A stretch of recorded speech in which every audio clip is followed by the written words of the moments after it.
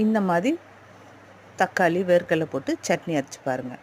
Stove பற்ற வச்சு கடாய் வச்சு எண்ணெய் ஊற்றி கடலப்பருப்பு ஒரு கைப்பிடி அளவு போட்டு ஒரு கைப்பிடி அளவு வேர்க்கடலை போட்டுக்குங்க. 3 பூண்டு, 4 காஞ்ச மிளகாய், கொஞ்சோண்டு சீரகம் எல்லாம் போட்டு நல்லா வதக்கிட்டு ஒரு கத்து கருவேப்பிலை போட்டு வதக்கிட்டு 2 தக்காளி பழம் வெட்டி அதையும் போட்டு உப்பு போட்டு அதையும் போட்டு நல்லா வதக்கிட்டு வதங்கின விட்டு கொத்தமல்லி தழை போடுங்க. நல்லா வதக்கிட்டு ஆற வச்சு மிக்ஸி ஜாரில் அரைச்சிருங்க. அரைச்சதுக்கு ஒரு தாளிப்பு கொடுத்துடலாமா? ஸ்டவ் பற்ற வச்சு எண்ணெய் ஊற்றி எண்ணெய் காஞ்சோன்னா கடுகு போட்டு கடுகு பொரிஞ்சோன்னா உளுந்தம்பருப்பு கருவேப்பிலை போட்டு இந்த அரைச்ச சென்னையில் கொட்டி தாளித்து கொட்டிட்டு நல்லா மொறுன்னு ஒரு தோசை ஊற்றி இந்த கட்டியான சட்னி தொட்டு சாப்பிட்டா சூப்பராக இருக்கும். இந்த மாதிரி நீங்களும் ஒரு வாட்டி வேர்க்கடலை சட்னி அரைச்சி பாருங்கள். எப்படி இருந்துன்னு கமெண்டில் சொல்லுங்கள். லைக் பண்ணுங்கள்.